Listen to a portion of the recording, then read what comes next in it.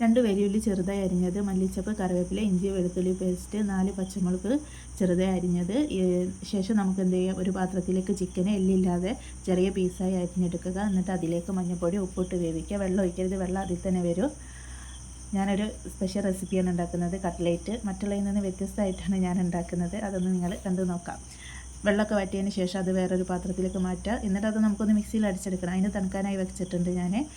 ശേഷം അതേ പാത്രത്തിലേക്ക് തന്നെ നമ്മൾ ഓയിൽ ഒഴിച്ചെടുക്കുക. അത് ചൂടാകുമ്പോൾ നമ്മൾ നേരത്തെ അരിഞ്ഞു വെച്ച ഉള്ളി, പച്ചമുളക്, ഇഞ്ചി വെളുത്തുള്ളി പേസ്റ്റ്, മല്ലിച്ചപ്പ്, കറിവേപ്പില ഇവയെല്ലാം ഇട്ടിട്ട് നന്നായി മിക്സ് ചെയ്തെടുക്കാം.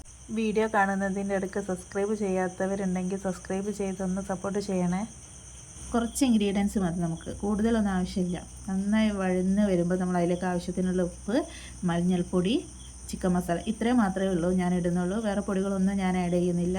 ഈ 3 പൊടികൾ മാത്രമേ ഉള്ളൂ ഞാൻ ഇതിൽ ആഡ് ചെയ്യുന്നത്. പിന്നെ നമ്മൾ വേവിച്ച് വെച്ച ആ ചിക്കന് മിക്സിയിലൊന്ന് ചതച്ച് ഇതിലേക്ക് ഇട്ടെടുക്കുന്നുണ്ട്. എന്നിട്ട് നന്നായിട്ടൊന്ന് ഇത് മിക്സ് ചെയ്തെടുക്കാം.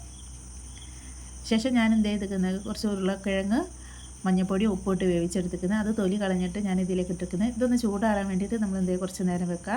ഏകദേശം അത് ചൂടാറിയിട്ടുണ്ട്. ഇപ്പോൾ ഇനി നമുക്ക് കട്ട്ലേറ്റ് ഉണ്ടാകുന്നത്, ഞാൻ ബ്രെഡ് ക്രംസ് എടുത്തിട്ടുണ്ട്, മുട്ടയുടെ വെള്ള, ഓയിലെന്ന് വെച്ചാൽ നമ്മൾ കൈ ഒന്ന് ഒട്ടി പിടിക്കാതിരിക്കാൻ വേണ്ടിയിട്ടാണ് ചെയ്യുന്നത്. അപ്പോൾ നമുക്ക് എന്ത് ചെയ്യുക, ഇത് കൈ കൊണ്ട് നന്നായിട്ട് ഉരുളക്കിഴങ്ങ് ഉടച്ചെടുക്കുക. കൈ വെച്ച് തന്നെ എന്ത് ചെയ്യണം, നന്നായിട്ട് നമ്മൾ ഉടച്ചെടുക്കുക. സ്പൂണോ കയ്യിലോ ഒന്നും എടുത്തിട്ടില്ല, കൈ കൊണ്ട് തന്നെയാണ് ഇത് മിക്സ് ചെയ്തത്. അപ്പോൾ എന്ത് ചെയ്യുക, നമുക്ക് ഇതെല്ലാം അങ്ങോട്ട് ഇടും. അതിലേക്ക് ഞാൻ എന്ത് ചെയ്ത് കുറച്ച് ബ്രെഡ് ക്രംസ് ഇതിലിട്ടിരിക്കുന്നത്.